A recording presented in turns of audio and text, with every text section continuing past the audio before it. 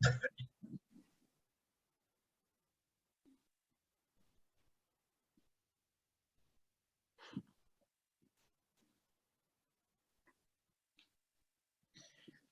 from England. Minority concern के behalf पर आफ्ताब मुगल और हमारी सारी टीम की जानब से आज के प्रोग्राम में तमाम मेहमानों को और नाज़रीन को खुशामदीद। माइनॉरिटी कंसर्न एक डिजिटल मैगजीन है जो अक़लियती हकूक़, मजहबी आज़ादियों और जमहूरी कदरों के हवाले से खबरें शाया करता है। आज के प्रोग्राम का मौजू है इस Pakistan culturally a diverse country. आज यूनाइटेड नेशन के ज़ेर एहतमाम world day of cultural diversity मनाया जा रहा है। पाकिस्तानी कॉन्टेक्स्ट में इस दिन की अहमियत बहुत ज़्यादा है क्योंकि पाकिस्तानी अक़लियतों और मजहबी आज़ादियों के हवाले से कल्चर एक अहम फैक्टर है। मजहबी आज़ादियों के लिए काम करने वाले माहिरीन की नज़र में अक़लियती हकूक़ को दरपेश चैलेंजेस में दो फैक्टर बहुत अहम हैं, एक स्ट्रक्चर और दूसरा कल्चर। लिहाजा हम आज अपने मुअज़्ज़ज़ मुकर्ररीन से जानने की कोशिश करेंगे कि पाकिस्तान में क्या कल्चर अक़लियती हकूक़ के लिए एक चैलेंजिंग फैक्टर है, अगर है तो कैसे, और कैसे पाकिस्तान में कल्चरल डाइवर्सिटी को फ़रोग़ दिया जा सकता है ताकि अक़लियती हकूक़ की पामाली को रोका जा सके। हमारे लिए ये एज़ाज़ की बात है कि आज हमारे साथ एक सुपर पैनल मौजूद है जो अपनी अपनी फील्ड के माहिर हैं और उनकी पाकिस्तान में मजहबी आज़ादियों और अक़लियती हकूक़ की खिदमात दहाइयों पर महीत है। इस्लामाबाद से हमारे साथ मारूफ सहाफ़ी जनाब मज़हर आरिफ साहिब, लाहौर से नौजवान सहाफ़ी कमर खल्दून शाहिद साहिब, कराची से मारूफ दानिश्वर जनाब हमीद हैनी साहिब और अमेरिका से मोहतरम नईम हरी साहब हमें अभी ज्वाइन करेंगे। हमारे साथ ये सब मौजूद होंगे। हम उनको प्रोग्राम में एक बार फिर खुशामदीद कहते हैं।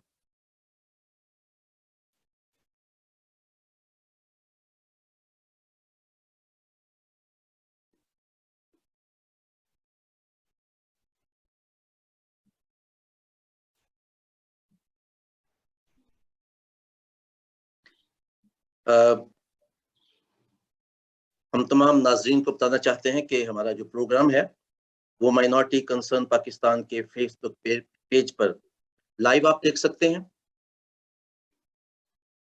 प्रोग्राम की रिकॉर्डिंग जो है वो कल माइनॉरिटी कंसर्न के यूट्यूब चैनल पर पोस्ट की जाएगी और हमारे साथ राब्ते के लिए हमारी जो डिटेल्स हैं, कॉन्टेक्ट डिटेल्स, वो आप स्क्रीन पर देख सकते हैं।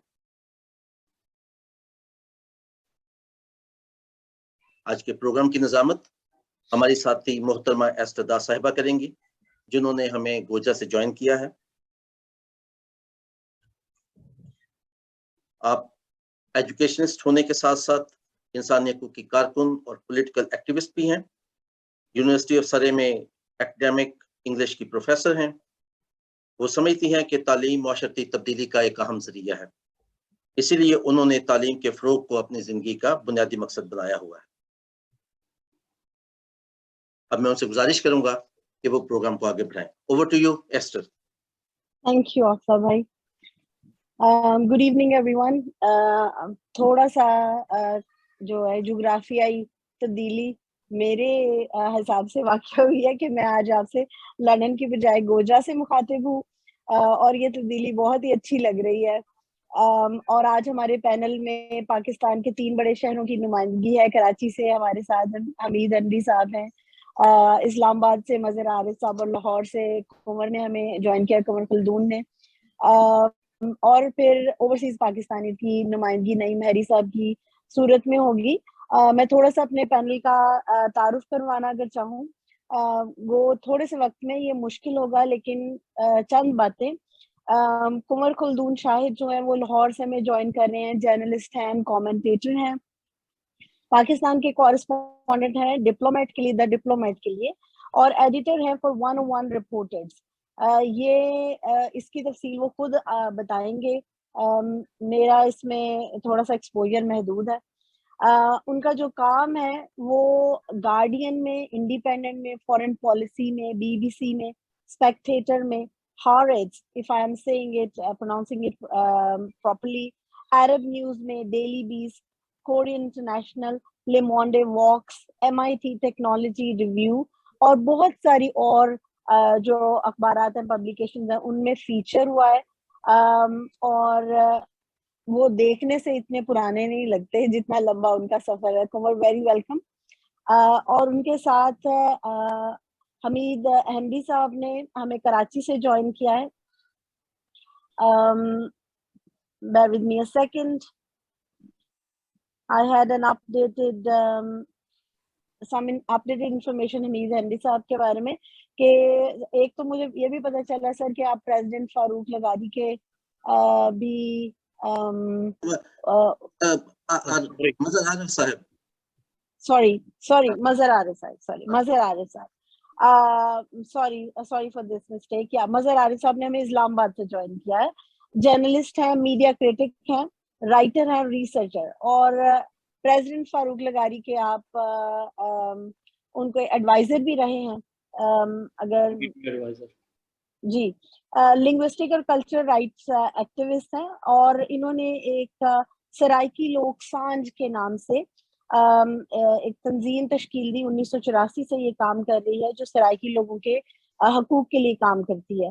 मेंबर बोर्ड ऑफ गवर्नर्स हैं इंडस कल्चरल फोरम के, और ये एक ऐसी ऑर्गेनाइजेशन है जो हर साल जो मदर लैंग्वेज लिटरेचर फेस्टिवल्स जो है उनको ऑर्गेनाइज करती है इस्लामाबाद में, और पिछले 7 साल से ये काम कर रही है। और अभी प्रेजेंटली वो एग्जीक्यूटिव डायरेक्टर है society of alternative media and research Islamabad में। तो मजिद साहब very welcome, thank you very much for spending time. उसके साथ हमारे साथ हैं हमीद अहमदी साहब। आप हमें ज्वाइन कर रहे हैं कराची से। तो मैं उनसे पूछ रही थी कि कराची का मौसम कैसा है, और उन्होंने कहा कि बहुत गर्मी है। तो मैंने कहा ये आपने पूरे पाकिस्तान का मौसम बता दिया हमें। शायर हैं, राइटर हैं, टीचर हैं, रिसर्चर हैं, और एक इंटेलेक्चुअल हैं। अभी वो sir Syed university of engineering and technology Karachi में पढ़ा रहे हैं। विजिटिंग प्रोफेसर है national Catholic institute of theology के। तो दुनियावी और मजहबी दोनों जो तालीम है उसको आगे बढ़ाने में उनकी कोशिशें हैं। बहुत लंबे अरसे से वो ह्यूमन राइट्स की एक्टिविज्म में मुतहरिक हैं, और इदारे अमन इंसाफ में भी उन्होंने काम किया है, और चीफ एडिटर हैं मंथली जफाकश के, ठीक है, और किताबें भी लिखी है, मुसन्निफ भी हैं। हेलो, मेरी आवाज आ रही है? बिल्कुल आ रही है जी, ठीक है, थैंक यू सो मच। तो आज जैसे कि आफ्ताब ने स्टार्ट ही किया है कि पूरी दुनिया में इस वक्त कल्चरल डाइवर्सिटी का दिन मनाया जा रहा है, और सबसे जो हिंदो पाक का जो टुकड़ा जो था और अब जो हमारे हिस्से में आया पाकिस्तान, कल्चरली डाइवर्स लैंड है ये, बहुत ही ज्यादा।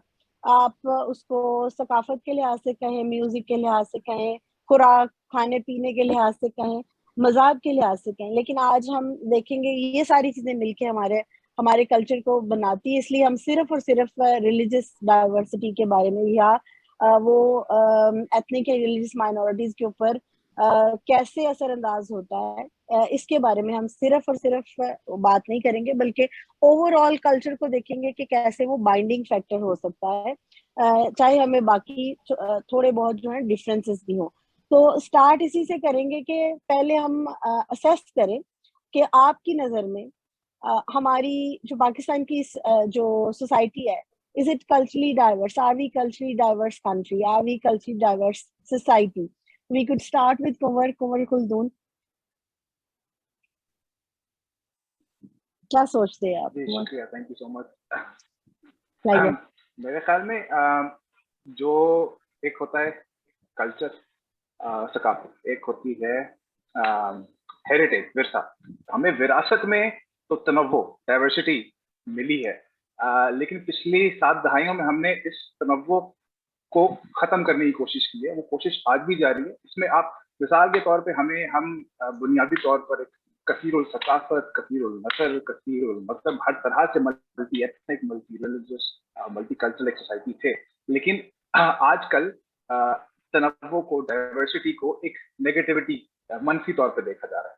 और ये जो एक अक्सरियत का जो मजहब है उसके अंदर भी आप देखें तो कोशिश होती है कि सब एक तरह से सोचें, मजहबी तौर पर भी, कौमी तौर पर भी। हम सिर्फ मजहब को मांगे, कौमी तौर पर भी सबको कहा जाता है कि आप एक तरह से सोचें।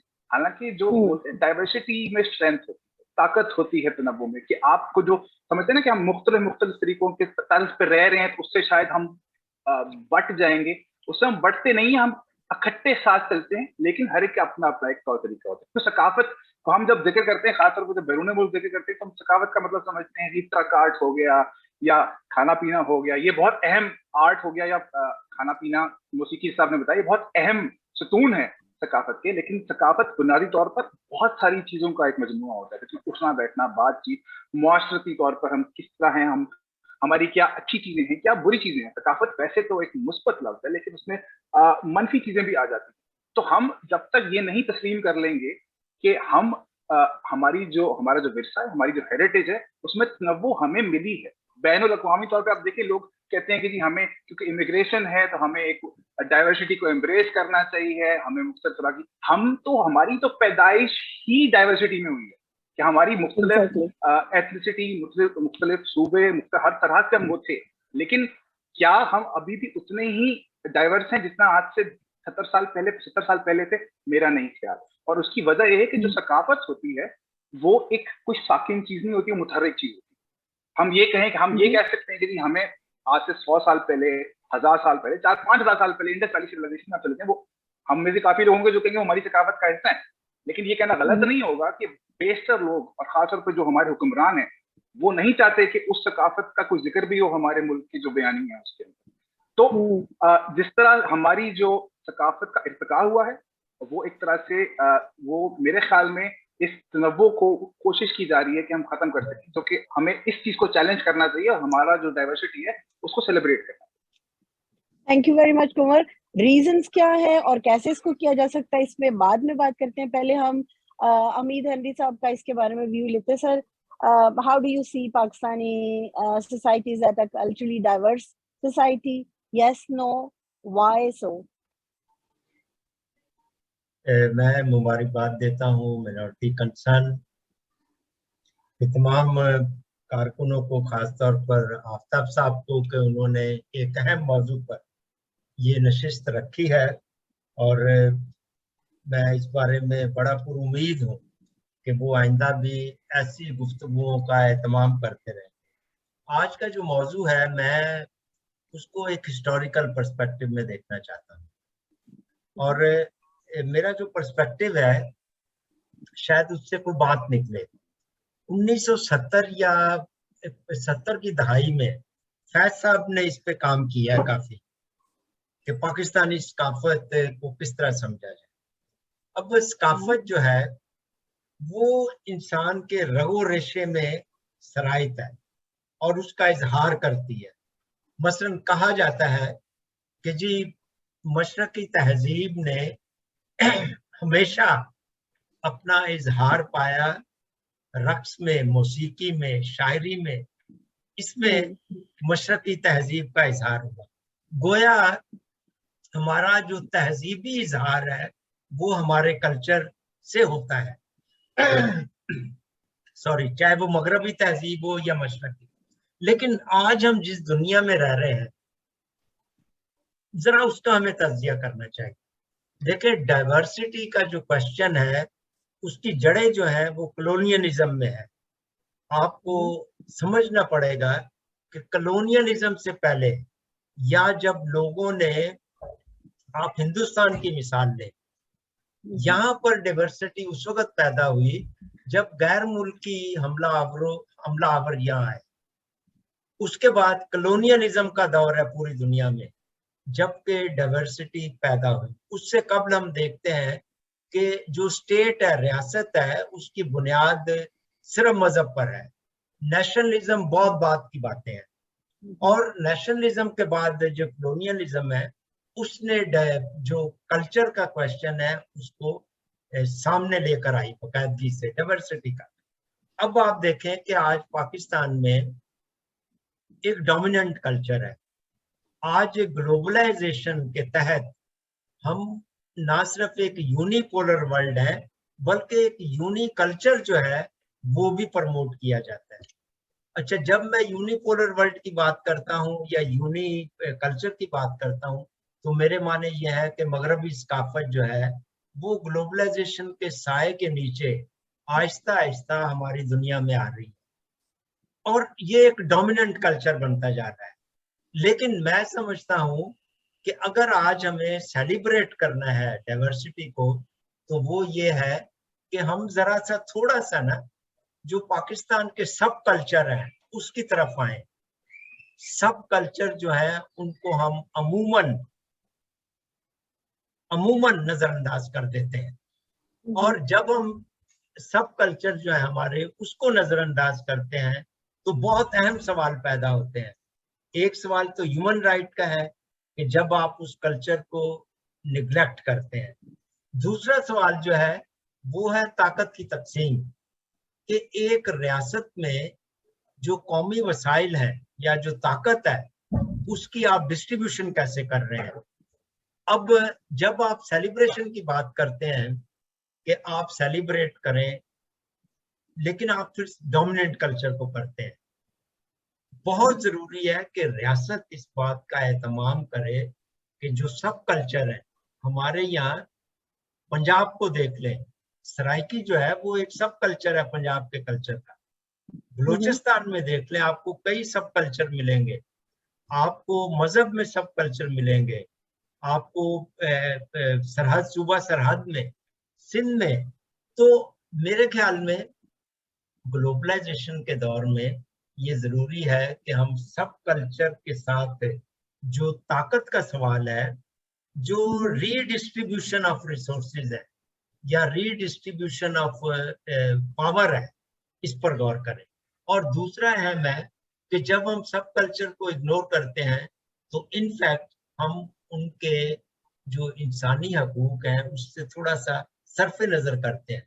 आप जरा चोलिस्तान में चले जाएं, चोलिस्तान पंजाब में चले जाएं, वो एक सब कल्चर है, लेकिन जरा आप उनकी अगर हम अगर रोमांटिसाइज करते हैं कल्चर को, बिल्कुल, तो फिर जरा प्लीज जरा ये सब कल्चर जो है ना इस पे भी बात। बिल्कुल आपने सब कल्चर का पॉइंट सर उठाया है, तो उस पे बिल्कुल हम राइटली मजहर साहब की तरफ गुफ्तगू का रुख मोड़ते हैं, जो एक सब कल्चर सराइकी कल्चर को के लिए काम भी कर रहे हैं। सर आप देखिए, आपने एक सब कल्चर के लिए ऑलरेडी काम करना शुरू किया है, तो और आप जो लैंग्वेजेस हैं ऐसी उनको भी सेलिब्रेट करते हैं, और ये सारा आपका काम पिछले 7 साल का। तो कैसे सर आप देखते हैं पाकिस्तान के, obviously there must be a reason that you started this, isn't it? तो थोड़ा सा हमें अपने काम से भी मुतारिफ करवाइए और उसी में आपकी जो पॉइंट ऑफ व्यू है वो भी शेयर कीजिए। शुक्रिया खातून आपका। अभी जो बातें हुई उनमें मैं कुछ से इत्फाक करता हूँ, कुछ से इत्फाक नहीं करता हूँ। मसलन अभी हमारे दोस्त ने हमीद साहब ने ये कहा कि सब कल्चर और इस तरह की बातें, तो मेरे ख्याल में ये सारे स्टेट की तरफ से दिए हुए ये टर्म्स हैं कि कोई कल्चर है तो कोई सब कल्चर है। मतलब कुछ लोग जो हैं वो बाला हैं और कुछ लोग जो हैं वो उनसे नीचे हैं। कल्चर का बुनियादी ताल्लुक पीपल से है, पीपल का way of life, way of living. वो चाहे 100 की तादाद में है, 1000 की तादाद में है, लाखों की तादाद में है, तो जो भी है उनका अपना एक ये वे ऑफ लिविंग है, वे ऑफ लाइफ है। तो आप किसी को सब कल्चर कह के यानी उसको आप छोटा ना करें, पहली बात तो ये है। दूसरी बात, मैं ये लफ्ज़ मिनॉरिटी का इस्तेमाल नहीं करता अपनी गुफ्तगू में। मेरे नज़दीक कोई मेजर और कोई माइनर नहीं है, कम्युनिटीज़ हैं, किसी की पॉपुलेशन ज़्यादा है तो किसी की पॉपुलेशन कम है। मुझे नहीं पता कि ये टर्म्स जो हैं मेजॉरिटी की, मिनॉरिटी की, ये कहाँ से आई, और क्या जहाँ आप लोग रहते हैं जिसको हम वेस्ट कहते हैं वहाँ भी यही लैंग्वेज इस्तेमाल होती है या ये लैंग्वेज इस्तेमाल नहीं होती है। हमारे नज़दीक तो सब बराबर हैं, इसमें कोई माइनर, मेजर, बड़ा, छोटा नहीं है, सब एक जैसे हैं। और अगर कोई 100 लोग किसी जगह पे रहते हैं और उनका अपना वे ऑफ लाइफ है, वे ऑफ बीइंग है, तो वो एक कल्चर है, वो किसी का मातहत कल्चर नहीं है। पहली बात तो ये है। जब हम पाकिस्तान की बात करते हैं तो पाकिस्तान अगर हम देखें उसका नक्शा, तो ये इंडस वैली जो एक ज़माने में कहा जाता था, अभी कहा जाता है, जो जो इंडस वैली की हदूद थी वही आज पाकिस्तान है। और इंडस वैली की अपनी एक हिस्ट्री है, बहुत लंबी हिस्ट्री, 1000 ईयर्स की हिस्ट्री है। और इंडिया को जैसे कहते थे सोने की चिड़िया, तो यहाँ बहुत लोग आए, उसमें इन्वेडर्स भी आए और उसमें लोगों के बड़े बड़े गिरोह भी माइग्रेट करके आए। लाजमन नहीं है कि हर तरफ इन्वेडर्स है, और भी बहुत सारे लोग हैं। तो बहुत से लोग क्योंकि आते रहे इस दुनिया में, एक दूसरे से कांटेक्ट होता रहा, असेमिलेशन होती रही, लोगों ने लैंग्वेज भी कबूल कर ली, कुछ अपना असर डाला वे ऑफ लाइफ का, कुछ मकामी जो है उसको कबूल किया, तो ये एक ये सिलसिला चलता रहा। लेकिन मैं ये कहूँगा कि इंडस वैली की जो अपनी हिस्ट्री है उसको अगर हम देखें तो उसमें पीस के ऊपर ज़्यादा जो है ना वो हमेशा फोकस रहा लोगों का। जब हम मोहनजोदड़ो और हड़प्पा और हाकड़ा सिविलाइजेशन की बातें करते हैं तो इनमें हमें कहीं कोई पैलेस या कोई बड़ा टेम्पल या ऐसी चीज़ें नज़र नहीं आती जो पावर की निशानियाँ होती थी। कहा यही जाता है कि यहाँ लोगों की मुंतखब हुकूमतें थीं हिस्टोरिकली, और जब मुंतखब हुकूमतें थी तो चूंकि यहाँ बहुत से लोग आते रहे और फिर मिलजुल के रहते रहे। अब आप देखें कि यहाँ जो ज़्यादा असर हुआ वो बुद्धिज़्म का हुआ इस इलाके में, इंडस वैली में। इसके बाद मुसलमान आए, फिर ब्रिटिश के साथ क्रिश्चियन आए, सारे लोग हैं तो उनका एक असर है, आपस में मेल जुल भी है, रहते हैं। लेकिन इस धरती में इस सारे जितने भी लोग मिले आपस में, तो उसमें एक नया जो जिंदगी का वो था, वतीरा था, वो पैदा हुआ जिसको हम सूफीज़्म कहते हैं। और सूफीज़्म ने लोगों को आपस में मिलाने की बात की, सारे सूफियों ने, और जिसमें कोई उन्होंने फ़र्क नहीं रखा, ना मज़हब का, ना उनके छोटे बड़े होने का, किसी भी तरीके का। हाँ, आज जब हम बात कर रहे हैं, जिस कॉन्टेक्स्ट में बात कर रहे हैं, वो पॉलिटिकल कॉन्टेक्स्ट बनता है। वो पाकिस्तान बनने के बाद की सूरत हाल क्या हुई है, कंट्रोल की पॉलिसी क्या है, पॉलिटिकल कंट्रोल और सोशल कंट्रोल और कल्चरल कंट्रोल, और हर लिहाज से जो हमेशा एक और इंडस वैली में ये रहा है या इंडिया में ये रहा है कि एक वेव जो दानिश की वो दरबार की चलती रही है और एक लोगों की चलती रही है। दरबार की लैंग्वेज, पोएट्री की, राइटिंग की, हर चीज की वो रही है जो हुक्मरान तबका है, और जो लोगों की वेव रही है वो सूफिया की जुबान है, और सूफिया ने एक आपस में एक दूसरे को जोड़ा है। तो आज हम जिस कंटेक्स्ट में बात कर रहे हैं, अमीर साहब ने कहा कि पर्सपेक्टिव में, तो वो बेसिकली जो स्टेट है वो कंट्रोल किस तरह करना चाहती है, क्या जो स्टेट है क्या वो रिकॉग्नाइज करती है मुख्तलिफ लोगों को, मुख्तलिफ कल्चर्स को, उनका वे ऑफ लाइफ को, और क्या उनको एक्नॉलेज करती है, उनको प्रोमोट करती है, या उनको दबाने की कोशिश करती है कंट्रोल अपना पूरा रखने के लिए। तो इस वक्त ये कॉन्टेक्स्ट बनता है। और जब हम जाते हैं इसी रेफरेंस में एक्सट्रीमिज्म की तरफ, और सर एक मिनट, आपने जो कहा मैं इसको थोड़ा सा रिवाइज कर दूं अपने सुनने वालों के लिए भी और अपनी भी समझ के लिए। जो आप बात कर रहे हैं वो हमें पहले हमीद हंडी साहब ने भी ऑलमोस्ट कमोबेश मुख्तलिफ लफ्जों में यही बात की है कि डिवीजन ऑफ पावर की वजह से कुछ कल्चर्स बन जाते हैं, कुछ सब कल्चर्स। तो जो आपने बात की है उन्होंने भी ऑलमोस्ट वही बात की है। लेकिन हम बिल्कुल, ये बड़ा वैलिड और खूबसूरत पॉइंट है कि कल्चर कोई भी बड़ा छोटा नहीं है, लेकिन एक मोज़ैक है पाकिस्तान में, ये मानना पड़ेगा। जैसे कुंवर ने कहा है कि एक मोज़ैक ऑफ डिफरेंट कल्चर्स है और बहुत सारे रंग हैं। जो मिलके एक खूबसूरत एक जो शबी है वो हमारे सामने लाते हैं, और हर एक कल्चर की अपनी एक पहचान होनी चाहिए। ये आपकी तरफ से मज़र साहब स्ट्रॉन्ग पॉइंट है। और जो हमीद साहब ने कहा है कि पावर प्ले के ज़रिए जो है वो कुछ कल्चर्स को ज़्यादा इम्पोर्टेंस दे दी जाती है। ये पंजाबियों से बेहतर कौन समझता है?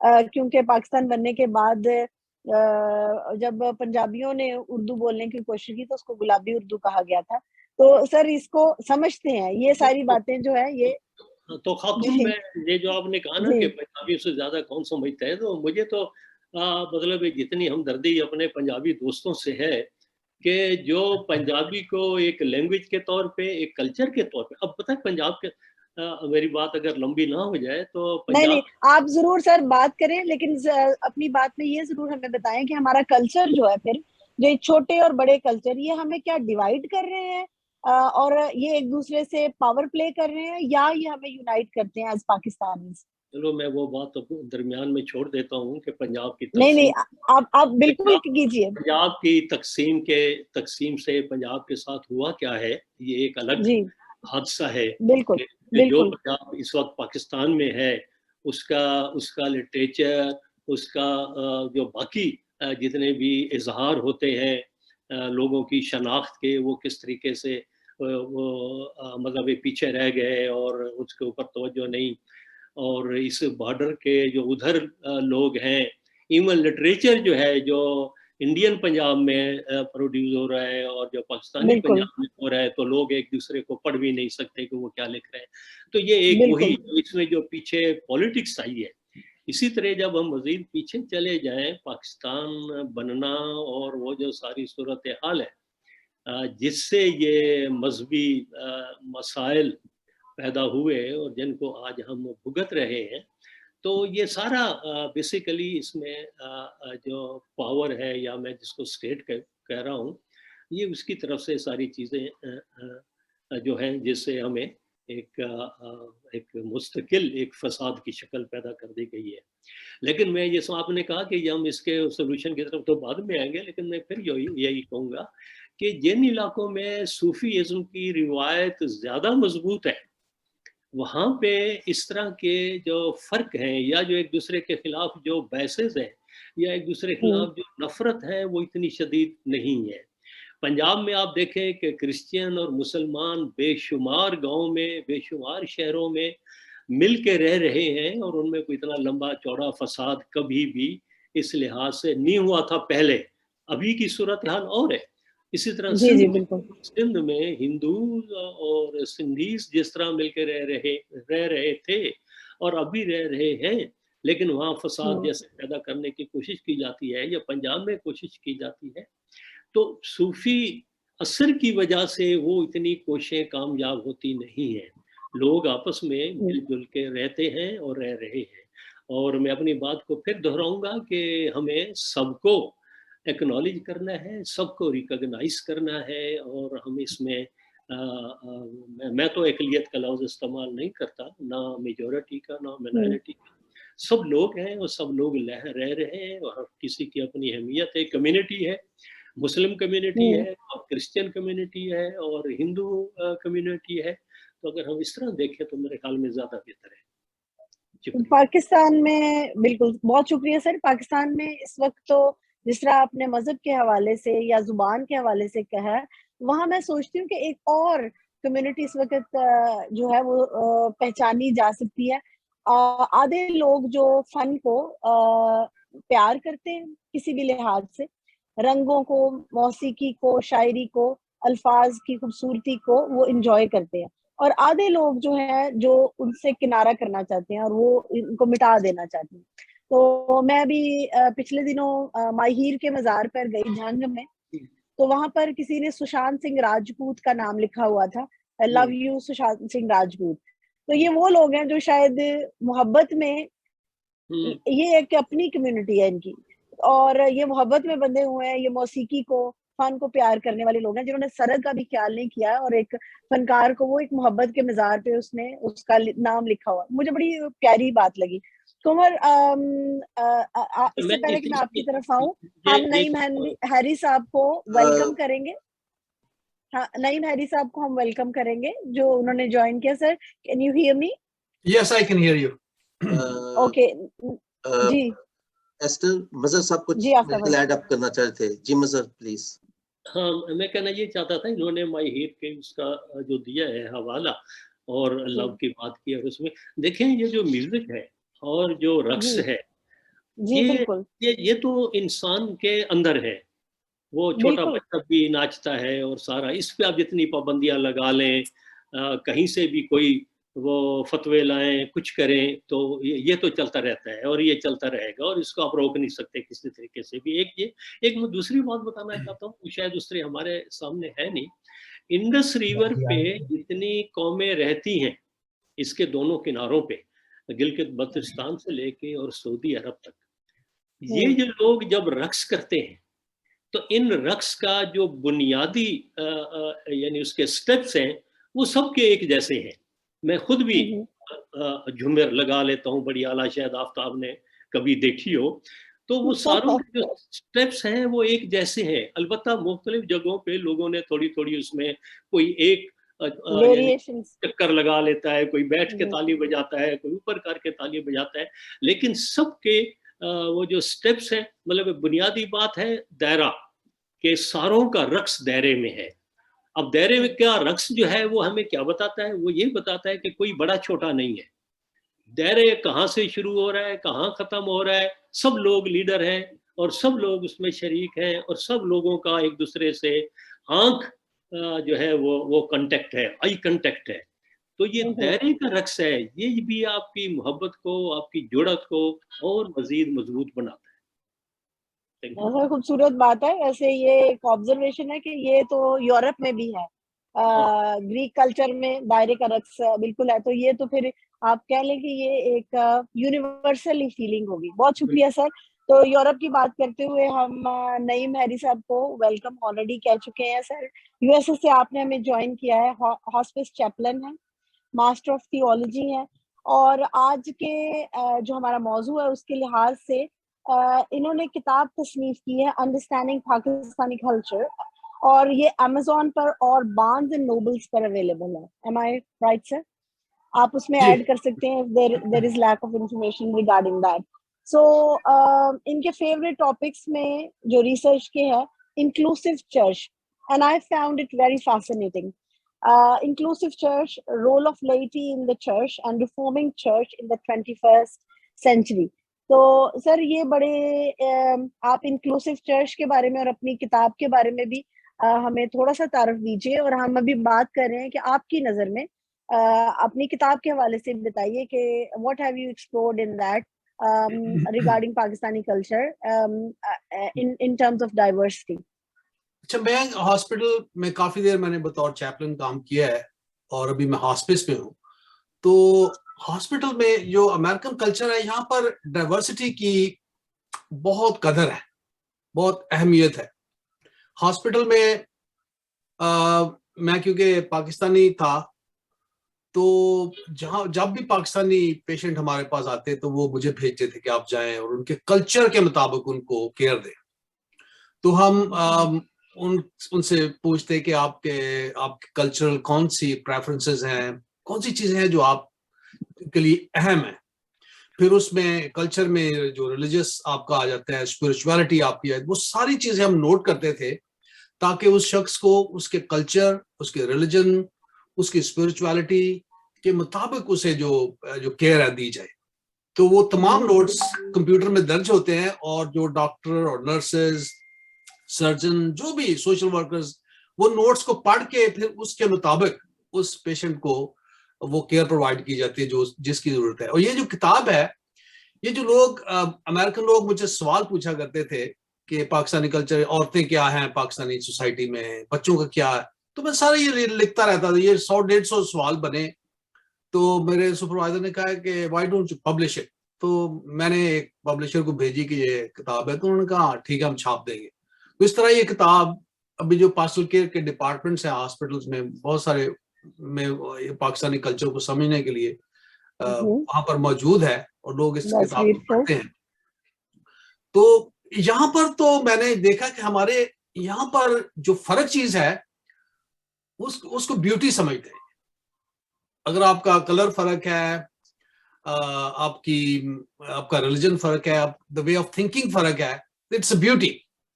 तो लोग उस पर क्यूरियस होते हैं कि अच्छा ये ऐसे क्यों है, फिर they want to know, explore करना चाहते हैं, और जितना एक्सप्लोर करेंगे उतना ही वो ज्यादा सीखना चाहते हैं कि ये कल्चर क्यों है। यहाँ पर छोटे मोटे ऐसे वाकयात हुए हैं पिछले दिनों में जो जिससे कुछ थोड़ा असर हुआ इस सोच पर, लेकिन यहाँ पर ज्यादातर जो है वो जो कल्चरल डाइवर्सिटी है।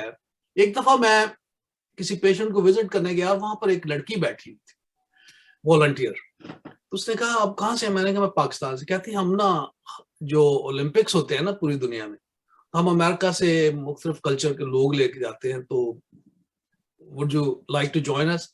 मैं कहा हाँ ये आइडिया तो बड़ा अच्छा, लेकिन मेरे पास इतना टाइम नहीं कि मैं एक महीना मुल्क से बाहर रहूँ। तो ये इस तरह जो कल्चरल डाइवर्सिटी है वो ये ब्यूटी है यहाँ के लोगों की। और इंक्लूसिव चर्च के मतलब तो ये तो मेरा जो दुनिया है, अगर अमेरिका इज वर्ल्ड पावर या यूरोप अगर दुनिया पे छाया हुआ है या अमेरिका है, तो इनकी खूबसूरती की वजह ये इंक्लूसिव है। ये हर किसी को अपने अंदर अपने मुल्क में लेने का और इसे इंक्लूड करने की इनके अंदर एक एबिलिटी है, इनके अंदर ओपननेस है। तो इसलिए इंक्लूसिव चर्च का पिछले दिनों मैं काफी लोगों से पूछ रहा था, और हमीद हेनरी साहब ने मुझे बड़ा अच्छा इसका तर्जमा भेजा कि इज्तिमाली चर्च, इज्तिमाली कलीसिया जो सबको अपने अंदर शामिल कर लेती है।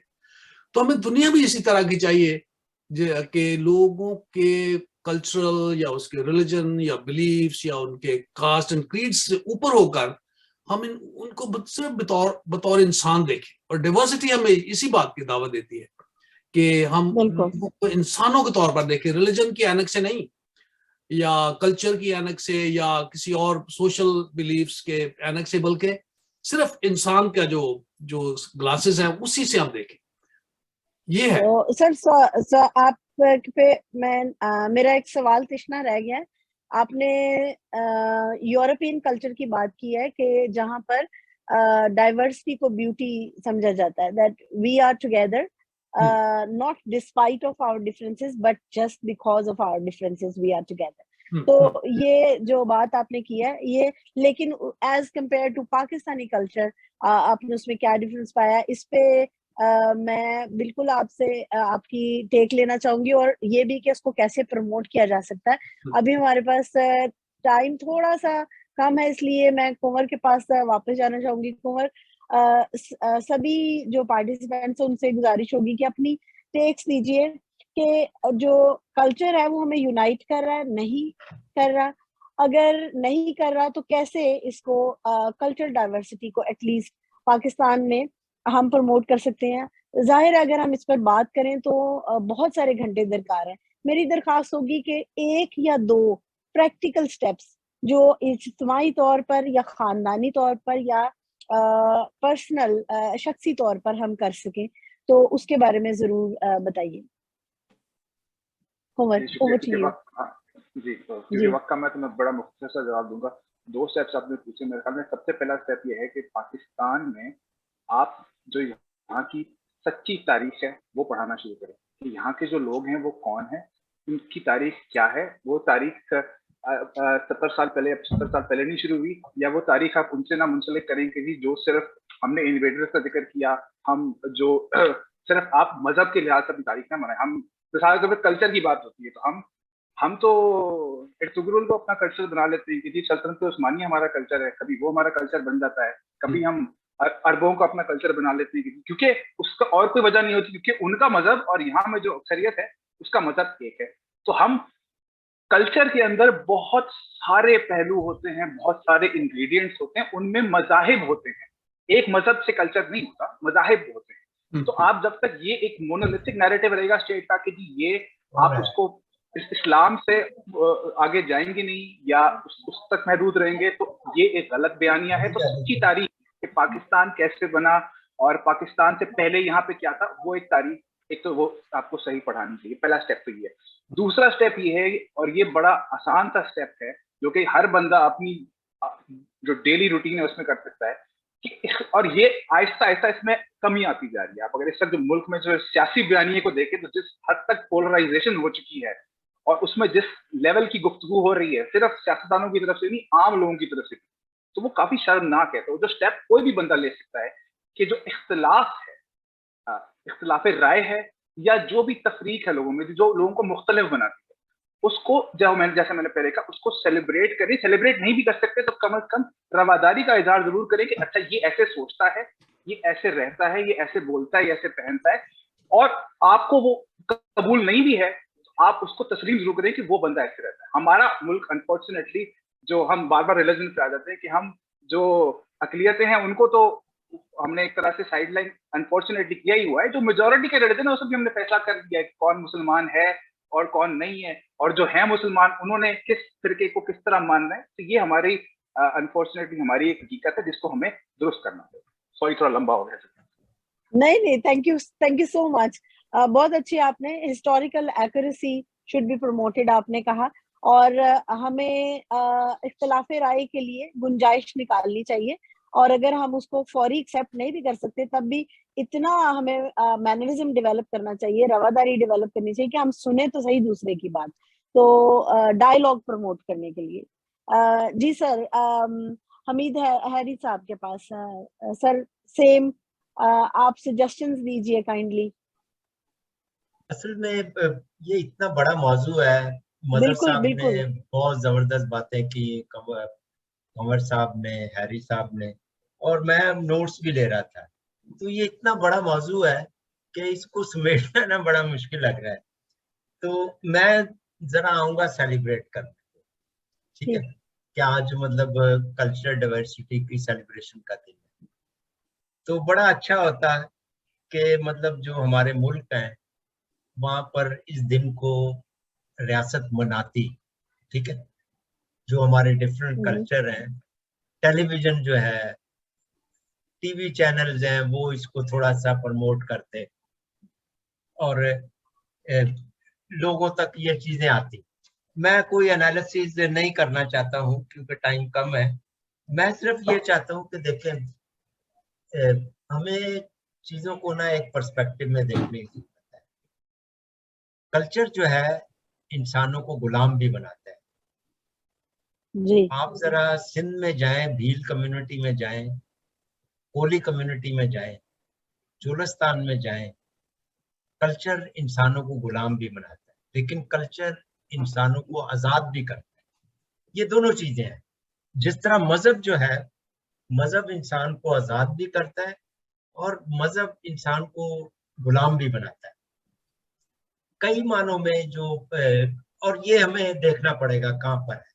अब जहां तक इंस्लेवमेंट की बात है ना, जब तक रियासत, मैं फिर दोहराता हूँ, रियासत मुआशी मसावात को कायम नहीं कर पाएगी, हम हकीकी तौर पर कल्चरल डाइवर्सिटी को नहीं मना सकते। और अगर हम मनाते हैं तो वो होगा सिर्फ दिखावे की बातें, जिसको हम कहते हैं ना अंग्रेजी में स्ट्रक्चरल चेंज। स्ट्रक्चरल चेंज नहीं आ रही, और स्ट्रक्चरल चेंज उसी वक्त आएगी जब आप मुआशी मसावात कायम करें लोगों के दरमियान, ठीक है। और जब ये होगी तो कल्चर खुद ब खुद बदलता जाएगा, चेंज होता जाएगा, ठीक है। मैं अगर बात लंबी नहीं हो रही तो अंग्रेजी में एक जुमला है कि मटीरियल एक्सटर्नल फोर्स, ठीक है। इसकी मिसाल मैं ऐसे वाज़ह करूंगा कि आप एक कोली औरत को, जिसको रिप्रेजेंट कर रही है, उसका लिबास कर रहे हैं, उसका लिबास, उसके ये यहाँ तक चूड़ियां उसने पहनी हुई हैं, बिल्कुल यहाँ वो है, मतलब होल कल्चर रिप्रेजेंट उसका लिबास। और एक मॉडर्न औरत को किसी दफ्तर में भेजते हैं कि कोई बहुत बड़ा अफसर है, उससे मिलने है, मैं आपको लिख के देता हूँ कि प्यून जो है वो उस औरत को अंदर नहीं जाने देगा, कोली औरत, ठीक है, उस औरत को जाने देगा जिसने मॉडर्न लिबास पहना हुआ है, ठीक है। तो हमें जब तज्जिया करना है कल्चर का, तो वी शुड कंसीडर इंस्लेविंग फैक्टर और जो फ्री करते हैं। जैसे मदर साहब ने एक बड़ी अच्छी बात की कि देखें जो सूफी कल्चर है वहां पर आपको हर मजहब के लोग मिलेंगे, हर मजहब के लोग मिलेंगे। इवन कि जब अशूरा होता है, ठीक है, तो पुराने जमाने में जब जुल्जना के जुलूस निकलते थे तो हर मजहब के लोग उसमें जाते थे। तो जो सूफी कल्चर है वो तमाम सकाफतों को अपने अंदर दबा लेता है। लेकिन मैं फिर इसीलिए मैंने शुरू में कहा कि देखिए हमें कल्चर को ताकत के सवाल के साथ जोड़ना चाहिए, और जब तक आप इसको नहीं जोड़ेंगे आप हकीकी तौर पर सेलिब्रेट नहीं कर सकते। और एंड ये है कि हमें अपने मुल्क में जब तक जमहूरी कदरों को, जमहूरी इदारों को हम मजबूत नहीं करते हैं, ये सिर्फ बहस हो। ठीक है, थैंक यू सर। आपने गवर्नमेंट लेवल पे इसकी रिकग्निशन की बात की है और ये भी कहा है कि स्ट्रक्चरल चेंज आना चाहिए, लेकिन जब तक वो नहीं आ जाता तब तक थोड़ी बहुत हमें जरूर कोशिश करनी चाहिए कि इसको डिफरेंट तौर से चाहे हम अपने बड़ा अच्छा आप ये प्रोग्राम कर रहे हैं, तो ये बहुत अच्छी कोशिश है कि आप लोगों की तवज्जो इस तरफ दिला रहे हैं। जी सर, थैंक यू। मजहर साहब, आप सर क्या कहेंगे, कल्चरल डाइवर्सिटी जो है उसको कैसे प्रमोट किया जा सकता है एक कम्युनिटी की सतह पर, एक स्कूल में, एक खानदान में, शख्सी तौर पर क्या छोटे छोटे कदम है हम उठा सकते हैं? मेरे नजदीक अभी हमीद साहब ने भी बात की है, पावर के ऊपर फोकस किया सारा। मेरे नजदीक इसमें स्टेट का रोल शायद इतना ज्यादा ना हो जितना हम खुद लोगों का रोल बनता है अपनी सारी चीजों को आगे बढ़ाने के लिए। मैं उसकी मिसाल देता हूँ मेले। जब हम कल्चर, मेरे नजदीक कल्चर रिलेटेड है हैप्पीनेस से, कि आप खुश कब हैं और कैसे हैं। इकोनॉमिक सिचुएशन आपकी क्या है ये एक डिफरेंट क्वेश्चन है, इसको फिलहाल एक तरफ रखते हैं, लेकिन आप खुश कब हैं और आप कैसे खुश होते हैं। अब हमारे इस एरिया में जहाँ हम रहते हैं बहुत मेले लगते रहे, फेस्टिवल्स, जिसमें हर तरह के लोग, अमीर गरीब, मुख्तलिफ मज़ाहिब के लोग, मुख्तलिफ नस्लों के लोग शरीक होते थे और होते हैं। जब आप मेला चिरागा की बात करते हैं, शाह हुसैन, बिल्कुल मैंने एक मेला देखा है सिंध में और बड़ा, उसका नाम बड़ा इंटरेस्टिंग था, राम पीर का मेला है। पीर ये लेकर राम है, वो हिंदुओं का मेला है और पूरे थर से वो नौजवान, खवातीन, मर्द, सब लोग उसमें जो है, मुसलमान वो भी और हिंदू भी। और वो एक बहुत बड़ा कॉम्प्लेक्स है राम पीर का जो मंदिर है, तो उसे एक बहुत बड़ा मेला लगता है, जिसमें हमारे इधर डेरा गाजी खां में सखी सरवर का मेला है। तो एक ज़माने में वो हिंदू भी और सिख भी दूर दूर से ट्रैवल करके उस मेले में जाते थे। तो ये जो फेस्टिवल्स है, फेस्टिवल का भी ताल्लुक हैप्पीनेस से है, खुशी से है, नाचने गाने से है। तो इन मेलों को हम मरने ना दें। पहली बात तो ये है कि इनको अगर शिद्दत के साथ अगर हम रिवाइव नहीं कर सकते तो हम इन फेस्टिवल्स को मरने ना दें, जिसमें सब लोग शरीक होते हैं। और हम खुद जो हम सो कॉल्ड पढ़े लिखे, एजुकेटेड, अच्छे कपड़े पहनने वाले हैं, तो हमें लाजमन इन मेलों में जाना चाहिए और इनमें शरीक होना चाहिए और लोगों को देखना चाहिए कि वो क्या कर रहे हैं। मैं जब अपने बताया सराइकी लोक सांझ का, तो हमने खुद काफ़ी सारे मेले क्रिएट किए। जहाँ भी मेले होते थे उस हमारे इलाके में होते हैं, ये मार्च के महीने में बाहर में बहुत मेले होते हैं, तो हम हर मेले पे जाते थे, वहाँ जाके हम अपना टेंट लगाते थे, शायरी करते थे, गाते थे और सारे लोग उसमें शरीक होते थे। तो हमने कई ऐसे मेले खुद बनाए, डेवलप किए और जो मेले लग रहे हैं उनको हमने स्ट्रेंथन किया। तो ये असल में स्टेट को छोड़े, ये पीपल्स का अपना है कि पीपल्स खुश रहना चाहते हैं, कि लोग मिलजुल कर रहना चाहते हैं या लोग लड़ना चाहते हैं। स्टेट तो लड़ाने की कोशिश करेगी, वो तो करा रही है, एक लंबे अरसे से करा रही है, लेकिन क्या हम उसकी जो है पॉलिसी या उसका जो पर्पस है उस पर जाएं, या हम लोगों को खुश रखने के लिए लोगों को इकट्ठा करें, हर तरह के लोगों को, हर मजहब के, हर जुबान के। जब अभी आपने कहा ना कि हम वो मदर लैंग्वेजेस लिटरेचर फेस्टिवल करते हैं, जी बिल्कुल, तो इसमें हम पूरे मुल्क से इस वक्त हम 20 लैंग्वेजेस के लोगों को वहाँ बुलाते हैं, जिसमें बल्ती है, इधर वो शीना है और लैंग्वेजेस हैं, इस तरह सिंध की 3-4 लैंग्वेजेस हैं, इस तरह बलूचिस्तान की लैंग्वेजेस हैं। तो हम सारे राइटर्स को 3-4 दिन तक बुलाते हैं और वो उसमें शरीक होते हैं और एक दूसरे से मिलते हैं। तो मेरा ख्याल है हम यही अपने सजाएं। नेक्स्ट कब है सर?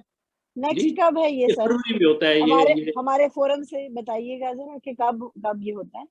ये फरवरी में होता है। अब हाँ, फरवरी, अभी फरवरी आ रहे हैं, अभी हम उसमें तैयारियां शुरू कर दी हैं।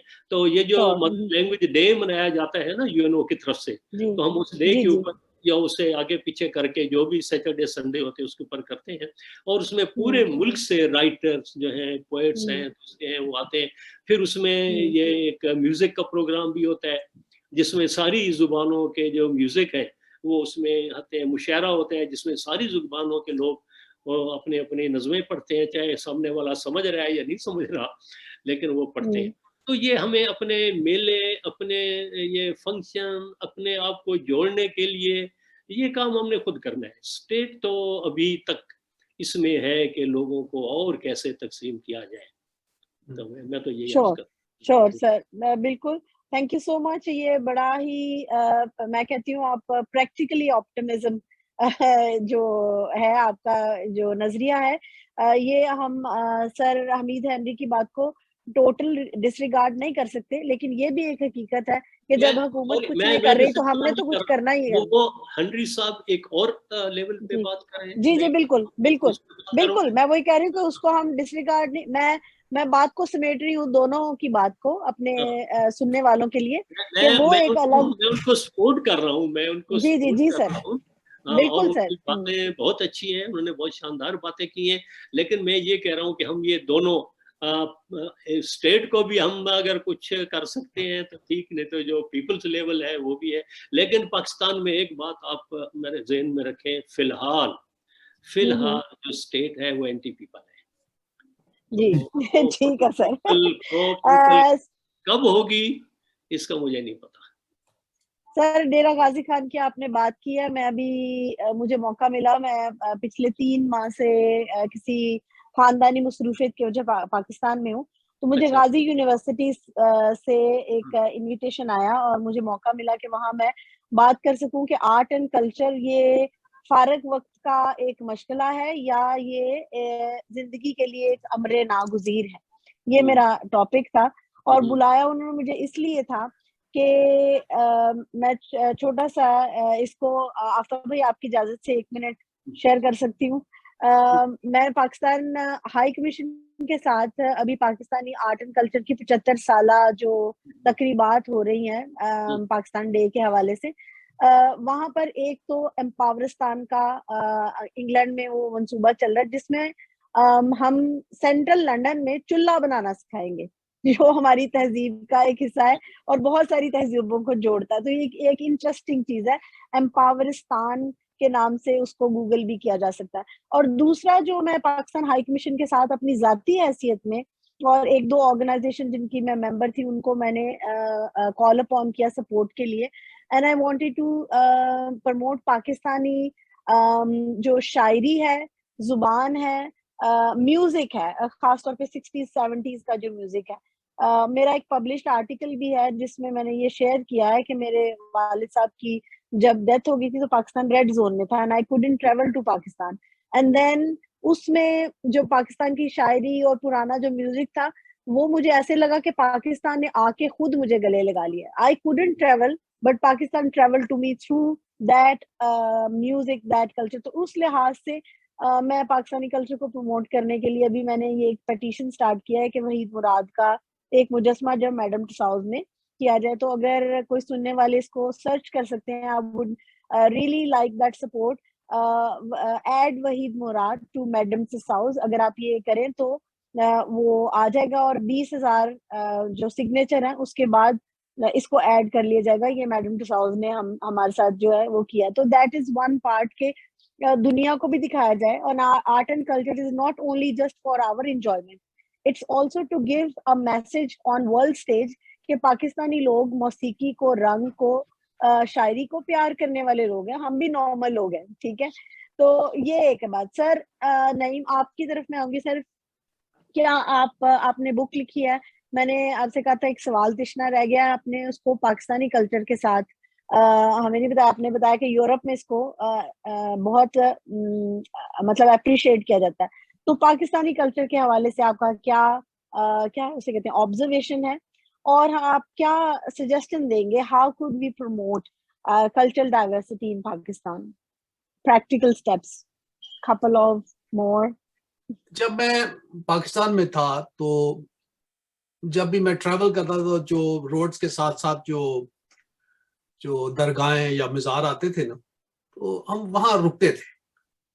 वहां खाना फ्री मिलता था, पानी पीना, थोड़ा रेस्ट करना। और देखा मैं ये करता था वहां पे कि ये कैसा ये माहौल कैसा है। तो वहां पर यही मुझे नजर आता कि यहाँ कबूलियत बहुत है, टॉलरेंस बहुत है, रवादारी बहुत है। तो रवादार होने के लिए you don't have to have wealth और मनी या रिसोर्सेज। बहुत आपको अच्छा होना बस आपका। वो मैं एक इधर अमेरिका में एक बहुत बड़े राइटर हैं रिचर्ड रोर, वो एक दफा इधर प्रिंसटन यूनिवर्सिटी में आए काफी साल पहले और मुझे मौका मिला उनके लेक्चर सुनने का। तो उन्होंने उधर बड़ी अच्छी एक बात की कि ट्रांसफॉर्म्ड पीपल ट्रांसफॉर्म पीपल। जो बंदा ट्रांसफॉर्म नहीं है, जो दरगाहें है ना, जो कब्र है वहां पर, वो ऐसे बंदे की कब्र है जो खुद ट्रांसफॉर्म था, बदला हुआ नया शख्स। ट्रांसफॉर्मेशन के बाद क्या होता है? You become new. तो exactly. ये जो यहाँ पर एक जॉर्ज फॉक्स का जो जिस रिलीजन की उन्होंने बुनियाद रखी थी वो यही थी। वो कहता है कि जब व्हेन ही गॉट ट्रांसफॉर्म्ड, जब उसकी ट्रांसफॉर्मेशन हो गई, तो जब उसने दुनिया को देखा तो उसे सब कुछ बहुत खूबसूरत लगा।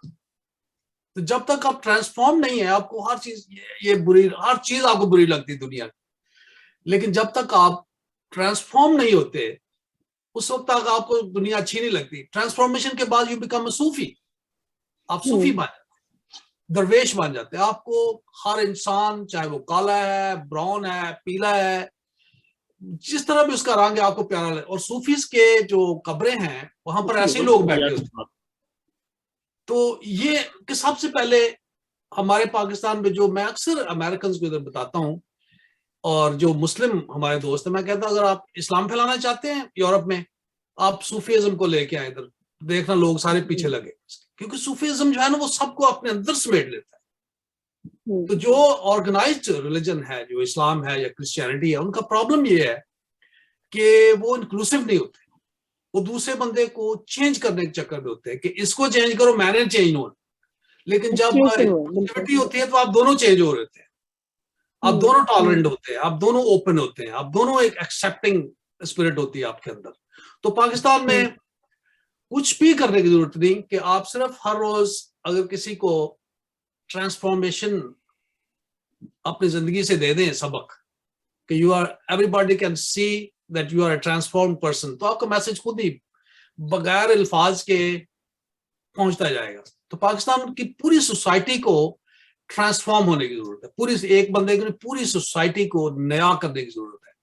और वो हम कैसे कर सकते हैं? म्यूजिक सबसे। मेरे एक दोस्त थे फादर जॉर्ज, इटली में, उन्होंने एक दफा थीसिस लिखना था। उन्होंने मुझे कहा कि आप पाकिस्तान के कॉन्टेक्स्ट में मैं क्या लिखूं? मैं थीसिस लिखना है कोई 30-35 सफ़े का या 50 सफ़े का। तो मैंने कहा कि आप के सोसाइटी को ट्रांसफॉर्म म्यूजिक के जरिए कैसे किया जाए, क्योंकि हमारे जो सूफीज थे, जो शाह अब्दुल लतीफ भट्टाई थे, उनका म्यूजिक आज तक गाया जाता है। वारिस शाह, सॉरी, फिर बाबा बुल्ले शाह, हक बाहू, गुरु नानक, सुल्तान बाहू। हाँ, गुरु नानक बड़े म्यूजिशियन थे। हाँ, बहुत बड़े। हाँ, उनके साथ जो उनके जो साथ थे, क्या वो मर्दाना, उनका नाम मर्दाना था, मर्दाना। और ये गुरु नानक गाते थे और हारमोनियम बजाते थे। तो वो खुद, क्योंकि यहाँ रिवायत जो है वो म्यूजिक की है और रक्स की है, जो लोगों को इकट्ठा करती है, मिलाती है। जी जी, जबरदस्त म्यूजिक। ये है कि हमारे जो पाकिस्तानी कल्चर है वहां पर म्यूजिक और डांस वाले को हम कंजर या मरासी इस तरह के लफ्ज इस्तेमाल करते हैं, जो कि बहुत, बल्कि पूरी हमारी जो इंडियन सोसाइटी है वहां पर इंडिया में उसे नहीं नौटंकी सर, कहते हैं। इंडिया में नहीं, इंडिया में सर, तो इंडिया में तो वो मजहब का हिस्सा है, वो तो फनकार को गुरु मानते हैं, नौटंकी लफ्ज है सजदा उधर, भी करते हैं। हाँ, नौटंकी है। लेकिन वो कदर करते हैं। हम सिर्फ तमाशबीन है। सिर्फ मुसलमानों में ये है, बाकी सिख, हिंदू, क्रिश्चियन सारों के इबादत में म्यूजिक शामिल है। इबादत में शामिल है, बिल्कुल म्यूजिक के बिल्कुल। साथ ही इबादत होती है। बिल्कुल। मुसलमान भी हजरत दाऊद को मानते हैं और उनकी ये भी मानते हैं कि वो म्यूजिक हाँ, साज बजाया करते थे, हम इजाद कवाली किया सुनते है हैं ना, उन्होंने। कवाली जी कवाली जी, है। कवाली भी है सर। फिर वो जो कौन सा है, वो अजदान का रक्स जो तुर्की से आया है, मुझे उसका नाम नहीं आता, वो जो ऐसे बाहें फैला के हाँ, गोल वो घूमते, वो टर्की तो मौलाना रूम का मौलाना रूमी का, बिल्कुल हाँ, बिल्कुल हाँ, जी। तो अच्छा। वो है। फिर धमाल है, वो क्यों जो हमारा दरवेश भी। है घूमने हाँ, वाले। वो किसी किसी किसी उसमें हम एक्सेप्ट करते हैं। चले, बहुत शुक्रिया। सभी मुख्तसर वक्त में मेरा ख्याल है आप सब जरखेज ज़हनों ने कूजों में दरिया समेटे हैं, तो सुनने में लुत्फ भी आया है। मुख्तलिफ पर्सपेक्टिव से बात हुई है। बहुत ही सीरियस पर्सपेक्टिव जो हम कह ले माशी मसावात का है, हमीद हेनरी की तरफ से आया, जबकि दूसरी तरफ मजहर साहब ने उसको बिल्कुल ही अवामी सतह पर लाके कहा कि हमने ही करना जो करना है। तो आप किस में खुश होते हैं उसको प्रमोट करें, दूसरों को भी खुश करें। ये मैं भी देख रही थी कि 3-4 हम में से लोगों ने डार्क कलर पहने हैं, ब्लैक और नेवी ब्लू। तो इसके लिए हमें किसी मजहब की जरूरत नहीं है, हमें वैसे पसंद में ही हम एक पसंद करेंगे कि अगर मुझे काला पसंद है और कुंवर ने पहना तो मुझे अच्छा ही लगना। तो ये बात है कि हमें कल्चर में ऐसे पॉइंट्स को लेने की जरूरत है जिसको हम इकट्ठे इंजॉय कर सके, मजहर साहब आपकी जुबान में। और जैसे नईम हैरी साहब ने कहा है, मैं बीइंग क्रिश्चियन सूफी इस्लाम के बहुत क्लोज हूँ, क्योंकि मैं मसीही होते हुए ये मानती हूँ कि मोहब्बत फातिह आलम।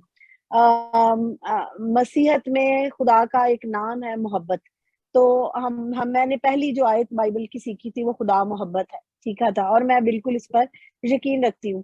तो इसीलिए ये जो हम अपने अपने लेवल पे जो भी काम कर रहे हैं, और मैं आफ्ताब भाई को ये सारा जो है इसको करने के लिए कि वो इसको इख्तिताम करें और नोट ऑफ थैंक्स दें। उससे पहले मैं रिक्वेस्ट करूंगी कि अगर आप राइटर हैं किसी भी लैंग्वेज के, जो मदर लैंग्वेज है, तो मजहर साहब से जरूर राब्ता करें। फरवरी में इनका जो फेस्टिवल होता है उसके शरीक हो। मेलों ठेलों अगर आप लोकल तौर पर कुछ अरेंज कर सकते हैं तो जरूर करें। म्यूजिक अगर आप किसी सूरत में प्रमोट कर सकते हैं अपनी जो लोकल अलाउंस के हिसाब से, तो जरूर उसको सपोर्ट करें। और मेरी फिर दरखास्त है कि मेरी जो ये मुहिम है, Waheed Murad include Waheed Murad to Madame साउज, please find and sign that.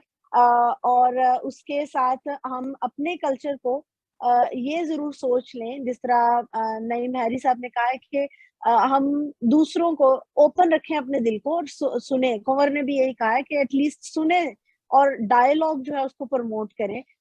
हम सिर्फ एक्सक्लूसिवनेस के ऊपर हम अड़ ना जाए। तो ये एक बड़ी इम्पोर्टेंट बात है। छोटी सी एक बात शेयर करूंगी। मेरी जो सिस्टर इन लॉ वो लाहौर से आई है, और गर्मी की वजह से वहां पर बड़ा छतरियों का रिवाज है, और यहाँ मेरे भतीजे उसको कह रहे हैं चाची प्लीज ये ना बाहर लेके जाए, सारे आपको देखेंगे। तो ये हमारा कल्चर, कभी कभी हम इतने रिजिड हैं कि एक छतरी अलाउ नहीं करते हम, जिसमें कोई ऐसी कोई बात नहीं है, कोई मजहब की बात नहीं है, कोई बरहंगी की बात नहीं है, कोई बाहर के कल्चर की बात नहीं है। बट वी आर रिजिड, और इंसान होते हुए हर जगह पर अगर हम कॉर्पोरेट वर्ल्ड में भी देखें तो चेंज जो है वो डिफरेंट है, बट चेंज सेलिब्रेट हमें करना चाहिए। आफ्ताब भाई, over to you. Thank you so much. एक पॉइंट मैं अपने बारे में बताना चाहता हूँ मैडम। Sure please. आपने वो विरलिंग दरवेश की बात की, तो मैं तुर्की में मौलाना रूम के मज़ार पे गया हूँ और उन विरलिंग दरवेशों के साथ भी रक्स किया है। तो मैं ये आपको बताना चाहता हूँ। सॉरी मुझे, हम आपका रक्स वो देख नहीं सकेंगे। हाँ देख, मैं वही सोच रही थी।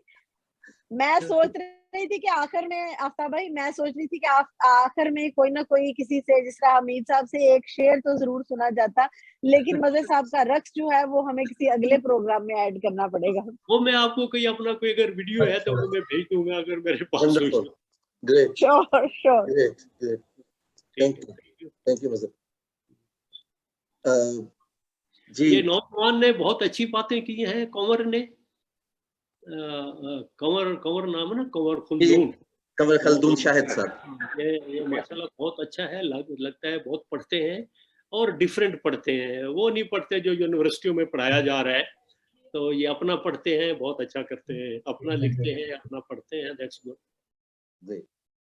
ओके जी, इससे पहले कि मैं फॉर्मली अपने नाज़रीन और अपने मुकर्ररीन का शुक्रिया अदा करूं, मैं सिर्फ वो पॉइंट जो हमारे आज के मुकर्ररीन ने हमारे सामने रखे हैं, कुछ प्रैक्टिकल स्टेप्स जो किए जा सकते हैं। हमारे दोस्त कंवर खल्दून शाहिद और हमीद हेनरी साहब ने स्टेट की तरफ इशारा किया।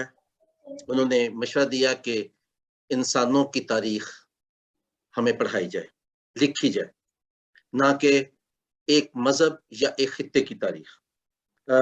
इसके अलावा उन्होंने कहा कि जब तक रियासत मुआशी मसावत कायम नहीं करती, हम कल्चर को सेलिब्रेट नहीं कर सकते, कल्चरल डाइवर्सिटी को सेलिब्रेट नहीं कर सकते। और स्ट्रक्चरल चेंज की भी उन्होंने बात की। और मज़हर आरिफ साहब ने और हमारे दोस्त नईम हैरी साहब ने, इन दोनों ने लोगों की बात की। उन्होंने कहा कि रियासत तो क्योंकि एंटी पीपल है, लिहाजा ये जिम्मेदारी हमारी है कि हम क्या मिलजुल कर रहना चाहते हैं या नहीं। ये मुख्तलिफ तरीके हो सकते हैं, जैसे मज़हर ने मेलों ठेलों की बात की, म्यूजिक और रक्स की बात की, और हैरी ने रवादारी की बात की और ट्रांसफॉर्मेशन की बात की और एक्सेप्टेंस की बात की। और हमारे तमाम साथी जो हैं वो इस बात पर मुत्फिक हैं कि म्यूजिक और रक्स इंसानों को जोड़ता है, हमें पाकिस्तान में उसे परवान चढ़ाने की जरूरत है और एक दूसरे को सपोर्ट करने की जरूरत है। जहां जहां इस किस्म की सरगर्मियां मौजूद हैं, हम उनका हिस्सा बने, उनको सपोर्ट करें, उनको प्रमोट करें। आखिर में मुझे शुक्रिया अदा करना है अपने नाजरीन का जो आज हमारे साथ मौजूद रहे, उन्होंने प्रोग्राम देखा, और हमारे जो मुकर्ररीन हैं उन्होंने आज वक्त निकाला और बहुत ही पुरमग़ज़ बातें की और हमारे लिए सोचने समझने के बहुत से दरवा किए। उन्होंने हमारी तरबियत भी की, हमें मालूमात भी फराहम की और हमें आने वाला जो रास्ता है उसके लिए भी कुछ गाइडलाइंस प्रोवाइड। इस्लामाबाद से जनाब मारूफ सहाफ़ी मोहतरम मज़हर आरिफ साहब, नौजवान सहाफ़ी कंवर खल्दून शाहिद साहब, जनाब हमीद हेनरी साहब और मोहतरम नईम हैरी साहब, आपकी शिरकत का बहुत बहुत शुक्रिया। और ख़ास तौर पे हमारी साथी एस्टर दास साहब का शुक्रिया, जिन्होंने अपने ज़ाती मसरूफियात में से वक्त निकाल के आज के प्रोग्राम को बहुत खूबसूरती से चलाया। अगर आपको प्रोग्राम पसंद आया और आपके ख्याल में ये कामयाब रहा तो इसका तमाम सेहरा एस्टर के साथ है। आखिर में मैं कहना चाहूँगा कि अपने इर्द गिर्द रहने वाले तमाम इंसानों का ख्याल रखें, शायद आपका एक छोटा सा अमल बहुत से इंसानों की जिंदगी में रोशनी भर दे। इसके साथ ही हम आप सबसे इजाजत चाहेंगे। खुदा हाफिज।